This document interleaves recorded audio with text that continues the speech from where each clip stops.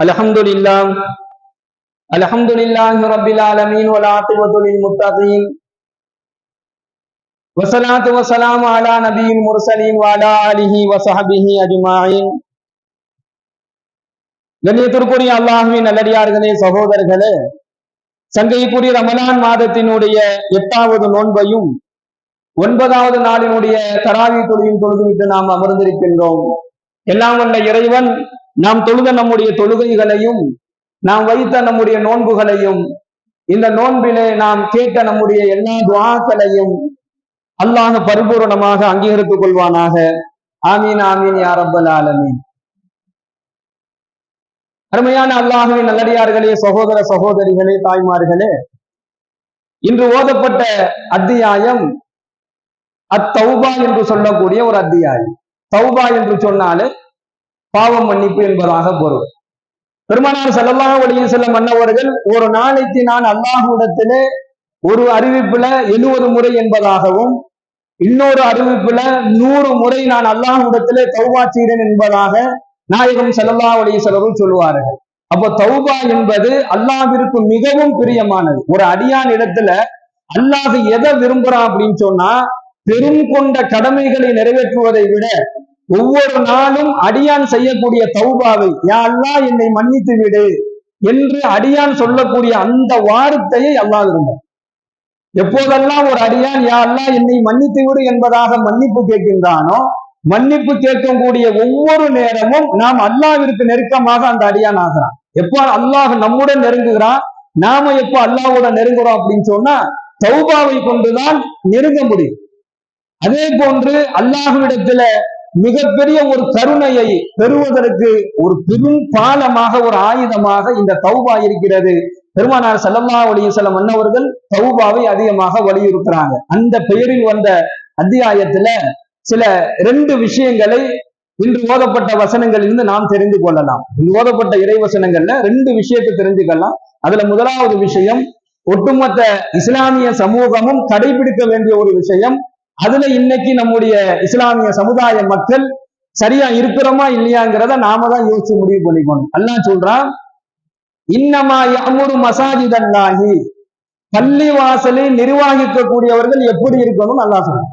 இந்த ஓதப்பட்ட வசனத்தில் வந்த ஒரு ஆயத்துல இன்னமா யஅமுரு மசாஜிதல்லாஹ், பள்ளி வாசலை நிர்வாகம் செய்யக்கூடிய அந்த நிர்வாகிகள் எப்படி இருக்கணும், ஒரு தகுதியை அல்லாஹ் சொல்றான். நாம சர்வ சாதாரணமாக அரசாங்கத்தினுடைய வேலையில, அரசாங்கத்தினுடைய அந்த வேலைகளை நம்ம வாங்கிட முடியாது. ஒரு அரசாங்க வேலையை நம்ம வாங்கணும்னா அதுக்கு அவன் ஒரு குவாலிஃபிகேஷன் வச்சிருப்பான். அதுக்கு என்ன, அந்த நாம என்ன படிச்சிருக்கிறோமோ அந்த படிப்புக்கு தகுந்த வேலை தான் அங்க கிடைக்கும். எல்லாரும் போய் என்ன செஞ்சிட முடியாது, அரசாங்கத்துல எல்லா வேலையும் வாங்கிட முடியாது. ஒவ்வொரு வேலைக்கும், ஒவ்வொரு அதிகாரத்திற்கு வரக்கூடிய ஒவ்வொரு அரசாங்கத்தினுடைய வேலைக்கும் ஒரு தனித்தன்மை இருக்குது. ஐஏஎஸ்க்குனா ஒண்ணு, ஒவ்வொரு அதிகாரிக்கும் ஒரு குவாலிஃபிகேஷன் அரசாங்கம் வச்சிருக்கு.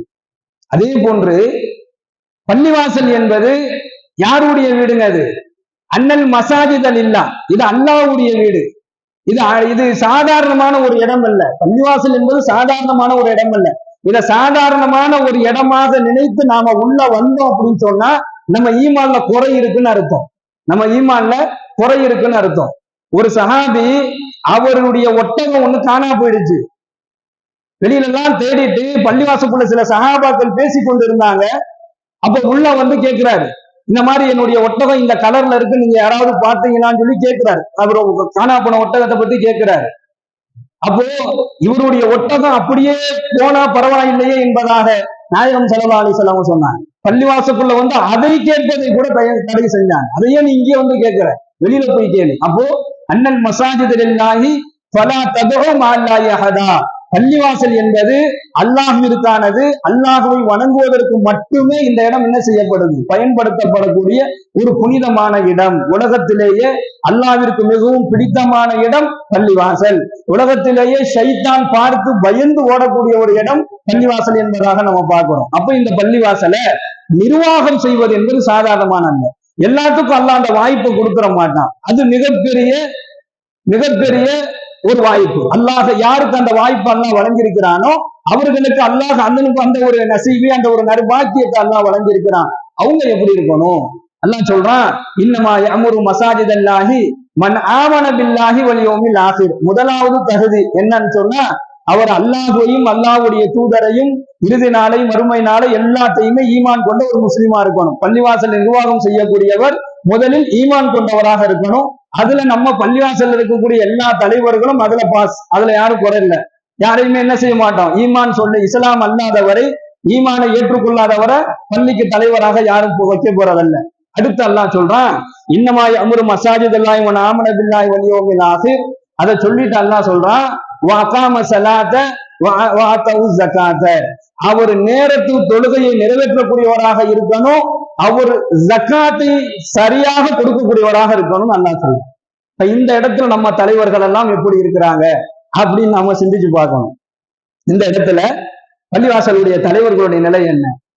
இன்னைக்கு நிறைய பள்ளிவாசலுடைய தலைவர்களை சந்திக்கக்கூடிய ஒரு சூழல் ஏற்படும் பொழுது நம்ம போனோம்னா, தலைவர் மகரிப்புக்கு மட்டும் பார்க்கலாம். நீங்க மகரிப்புக்கு தான் வருவார் தலைவர். தலைவரை பார்க்கணும்னா நீங்க மகரிப் தொழுகைக்கு வரலாம், தலைவரை பார்க்கணும்னா நீங்க ஃபஜ்ர் தொழுகைக்கு வரலாம். மற்ற நேரங்கள்லாம் தலைவர் பிஸியா இருப்பாரு, பள்ளிவாசலுக்கு வர மாட்டார் என்று சொல்லக்கூடிய ஒரு சூழல். அவருக்கு தனிப்பட்ட முறையில் தொழுகையை நிறைவேற்றுவது அது அவருக்கும் அல்லாஹ்வுக்கும் உள்ளது. ஆனா அல்லாஹ் சொல்றான், வகாமு ஸலாத்த. பள்ளிவாசலை நிர்வகிக்கக்கூடிய அந்த தலைவர்கள், அந்த நிர்வாகிகள் எப்படி இருக்கணும்னா தொழுகையை நிறைவேற்றணும். இந்த வகாமு ஸலாத்த, அவங்க தொழுகையை நிறைவேற்றுவாங்கிறது பஸ்ஸிரீன்கள் விளக்கம் எழுதுறாங்க. அவர் எப்படி தொழுகையை நிறைவேற்றுவார் அப்படின்னு சொன்னா, நேரத்திற்கு தன்னுடைய தொழுகையை அவர் ஜமாத்தோடு நிறைவேற்றக்கூடியவராக இருக்கும். அப்படிப்பட்டவர் தான் பள்ளிவாசலை நிர்வகிப்பதற்கு தகுதியானவர் என்பதால் பஸ்ஸிரீன்கள் எழுதுறாங்க. அதே மாதிரி ஆத்தாவு ஜக்காத், தன்னுடைய ஜக்காத்தை என்ன செய்யணும், சரியான முறையில் அவர் கொடுக்கக்கூடியவராக இருப்பார். இந்த மாதிரி ஆட்களை பள்ளிவாசனுடைய தலைமை பொறுப்புக்கு, நிர்வாக பொறுப்புக்கு வரணும். அதை தேர்ந்தெடுக்கக்கூடிய பொறுப்பு மக்களுக்கு இருக்கு. இன்னைக்கு நாம என்ன செய்யறோம் அப்படின்னு சொன்னா, நமக்கு தெரிஞ்சவர், நமக்கு வேண்டப்பட்டவர், நம்ம சொந்தக்காரர், நமக்கு உறவுக்காரர் பள்ளிவாசலுடைய பொறுப்புக்கு வந்தா நமக்கு ஒரு பெருமை தானே, நமக்கு ஒரு கெத்தா இருக்குங்கிறதுக்காக என்ன செஞ்சிடும், இபாதத்துகளை பார்க்கக்கூடிய ஒரு சூழல் இல்லாமல் நிறைய பள்ளிவாசல்களை நிர்வகிக்கக்கூடிய நிர்வாகிகள் இடத்துல நல்ல தன்மைகள், அதாவது அல்லாஹ் சொல்லக்கூடிய தன்மைகள், இதை நாம உருவாக்கல, அல்லாஹ் சொல்லக்கூடிய அந்த தன்மைகள் இல்லாததனுடைய விளைவு அந்த பள்ளிவாசலுடைய பராமரிப்புகள், அந்த பள்ளிவாசலுடைய அந்த நிலைப்பாடுகள் எல்லாம் மாறி இருக்கிறத நம்ம பார்க்கிறோம். பள்ளிவாசல்ல ஒரு இமாமனால என்ன செய்ய முடியல, வட்டியை பத்தி பயான் பண்ண முடியாத ஒரு சூழல்லாம் தமிழகத்தில் நிறைய பள்ளிகள்ல இருக்குது. வட்டியை பத்தி அவர் பேசக்கூடாது, ஏன் பேசுற, அதை பத்திலாம் நீங்க பேசாதீங்க என்பதாக அந்த வட்டி என்பதை எல்லாம் பக்காவா சொல்லிட்டா அது ஹராம்னு சொல்லிட்டான். ஆனால் அந்த ஹராமை பற்றி என்ன செய்ய முடியாது, பேச முடியும். நீங்க பேசாதீங்க, அதை பத்தி பேசாதீங்க, உபச்சாரத்தை பத்தி பேசாதீங்க, பெரும் பாவங்களை பத்தி நீங்க பேச வேணாம், வேற எதையாவது ஒண்ணு பேசுங்கன்னு சொல்லக்கூடிய அளவிற்கு சில நிர்வாகத்தினுடைய தலையீடுகள் இருக்குது அப்படின்னு சொன்னா மக்கள் அப்படிப்பட்ட நிர்வாகிகளை தேர்ந்தெடுக்கும். அல்லாஹ் என்ன சொல்றான், நிர்வாகிகள் இப்படி இருக்கணும். அந்த நிர்வாகத்தை தேர்ந்தெடுக்கக்கூடிய மக்களும் யாரை தேர்ந்தெடுக்கணும்னா அவருடைய நிலைப்பாடுகள், அவருடைய தொழுகை எப்படி இருக்குது, அப்படிப்பட்டவர்களை என்ன செய்யணும், நிர்வாகிகளாக தேர்ந்தெடுப்பதும் பொறுப்பா இருக்குது. வகாமு ஸலாத்த வாத்தவு ஜக்காத்த, தொழுகையை நிறைவேற்றுவார், ஜக்காத்தை கொடுப்பவரை பள்ளிவாசலை நிர்வகிக்க தகுதியானவர். அடுத்து அல்லாஹ் சொல்றான், வலம் யஹ்ஷ இல்லல்லாஹ், அவர் அல்லாஹ்வை தவிர அவர் யாருக்கும் அவர் பயப்படக்கூடாது. ஒரு நிர்வாகி எப்படி இருக்கணும்னா அவர் அல்லாஹ்வுக்கு மட்டும் தான் பயப்படணும், அல்லாஹ்வை தவிர அவர் யாருக்கும் பயப்படக்கூடாது. இதுக்கும் பஸ்ஸிரீன்கள் விளக்கம் எழுதுறாங்க.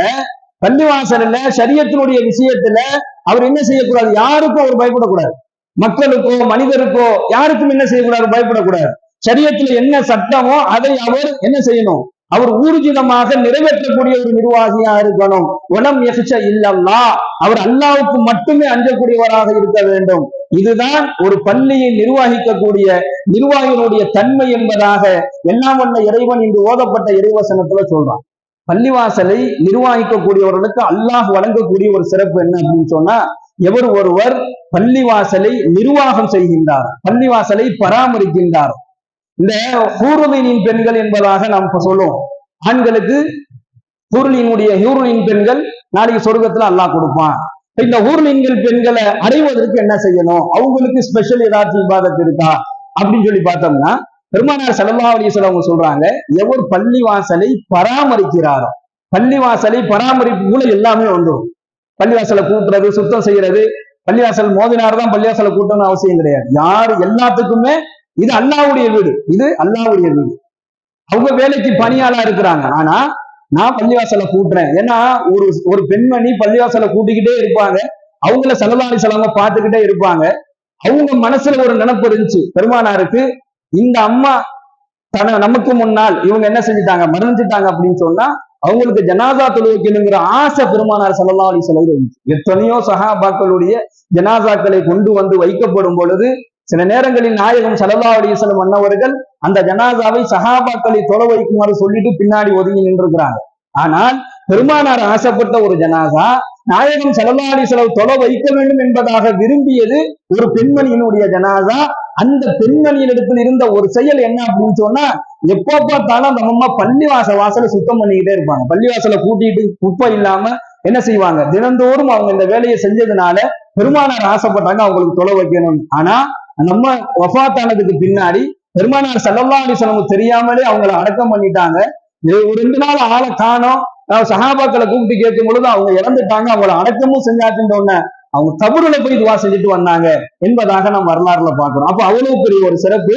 பள்ளிவாசலை பராமரிக்கக்கூடியவர், பள்ளிவாசலை சுத்தம் செய்யக்கூடியவருக்கு பூர்வதையின் பெண்களை அல்லாஹ் அன்பளிப்பாக வழங்குவான் என்பதாக நாம ஹதீஸ்களிலே பார்க்கிறோம். அதே போன்று பள்ளிவாசலை நிர்வகிக்கக்கூடிய நிர்வாகிகள், அந்த பராமரிப்பாளர்கள் அதை கணக்கு அந்த பள்ளிவாசலை சரியான முறையில அந்த பள்ளிவாசலுடைய தேவைகளை நிறைவேற்றி வைக்கக்கூடியவர்களுக்கு அல்லாஹ் வழங்கக்கூடிய ஒரு சிறப்பு என்ன அப்படின்னு சொன்னா, அல்லாஹ் அவர் பள்ளிவாசலை நிர்வகிக்கக்கூடிய காலம் எல்லாம், அவர் பள்ளிவாசலை பராமரிக்கக்கூடிய காலம் எல்லாம் அல்லாஹ் அவருடைய பாவங்களை அல்லாஹ் மன்னிக்கிறான், அவருக்கு அல்லாஹ் மன்னிப்பை வழங்குகிறான் என்பதாக நபிகள் நாயகம் ஸல்லல்லாஹு அலைஹி வஸல்லம் சொல்லி காண்பிக்கின்றார்கள். எனவே பள்ளிவாசல் என்பது அல்லாஹ்விற்கு பிடித்தமான இடம். இந்த இடத்துல இபாதத்துகள் நடக்கணும். ஸல்லல்லாஹு அலைஹி வஸல்லம் அவர்கள் மஸ்ஜிது நபி எப்படி ஆக்கியிருந்தாங்க அப்படின்னு சொன்னா, ஒரு சமுதாயத்தை, அதாவது இஸ்லாமிய சமூகம் தன்னுடைய சஹாபாக்களுக்கு அதை ஒரு திறந்த ஒரு கல்வி கூடமாக ஆக்கியிருந்தாங்க. மார்க்க கல்வியை கொடுக்கக்கூடிய ஒரு இடமாகவும் அல்லாஹ்வினுடைய கட்டளைகளை நிறைவேற்ற வைக்கக்கூடிய ஒரு இடமாகவும் பள்ளிவாசல் திகழ்ந்தது. எனவே பள்ளிவாசலை பராமரிப்பது, பள்ளிவாசலை நிர்வகிப்பது, பள்ளிவாசலை சுத்தம் செய்வது ஆக சிறந்த நன்மைகளை பெற்றுத்தரும் என்பதாக இன்று ஓதப்பட்ட இறைவசனங்களிலே நாம் பார்க்கிறோம். இரண்டாவது அல்லாஹ் பெருமானார் ஸல்லல்லாஹு அலைஹி வஸல்லம் அவர்களை பற்றி அல்லாஹ் சொல்றான், லக்கத் ஜாஅக்கும் ரசூலும் மின் அன்ஃபுசிக்கும் அஸீஸுன் அலைஹி மா அனிக்கும் ஹரீஸுன் அலைக்கும் பில் முஃமினீன ரഊஃபுர் ரஹீம்.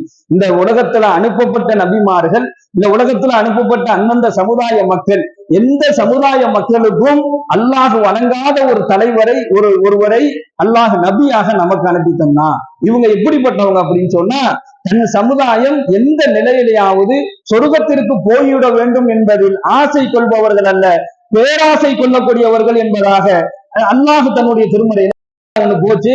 நாயகம் ஸல்லல்லாஹு அலைஹி வஸல்லம் எழுந்து நின்னாங்க.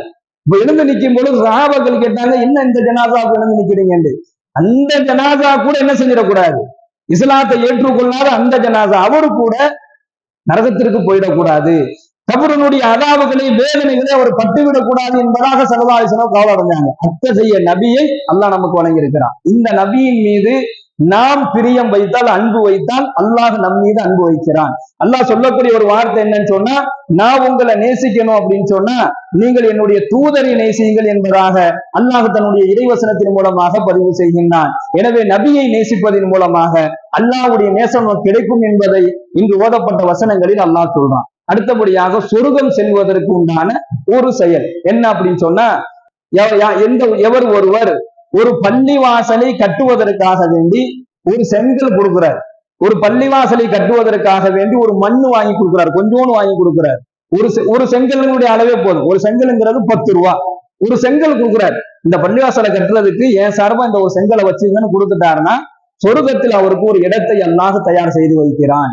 அல்ல ஒரு பள்ளிவாசலை கட்டுவதற்கு ஒரு அவரால் முடிந்த ஒரு ஜான் அளவு இடம் கொடுக்கிறார், அல்லது ஒரு பகுதி இடம் கொடுக்கிறார் அப்படின்னு சொன்னா அதுக்கு தகுந்ததை போன்று அல்லாஹ் அவருக்கு சொர்க்கத்துல ஒரு இடத்தை ஏற்பாடு செய்யறான். ஒருவர் இந்த உலகத்துல அல்லாஹ்விற்காக வேண்டி ஒரு பள்ளிவாசலை கட்டிட்டாரோ அவருக்கு அல்லாஹ் சொர்க்கத்துல ஒரு வீட்டை கட்டி வச்சுட்டான் என்பதாக நாயகம் ஸல்லல்லாஹு அலைஹி வஸல்லம் சொல்கின்றார்கள். எனவே பள்ளியினுடைய தேவைகளுக்காக வேண்டி வரக்கூடியவர்களுக்கு நாம அவ்வளவுதான் செய்யணும், பெருசா செய்யணும்னு அவசியம் கிடையாது. நம்மளால முடிந்ததை நாம் செய்தால் அதை கொண்டு சொர்க்கம் செல்ல முடியும் என்பதை பெருமானார் ஸல்லல்லாஹு அலைஹி வஸல்லம் சொல்லி காண்பிக்கின்றார்கள். எல்லாம் வல்ல இறைவன் நம்முடைய செயல்களையும் நம்முடைய அமல்களையும் கபூல் செய்து கொள்வானாக. வா இல்லாஹ் அல்ஹம்துலில்லாஹி ரப்பில் ஆலமீன். அஸ்ஸலாமு அலைக்கும் வரஹ்மத்துல்லாஹி சுப்ஹானல்லாஹ்.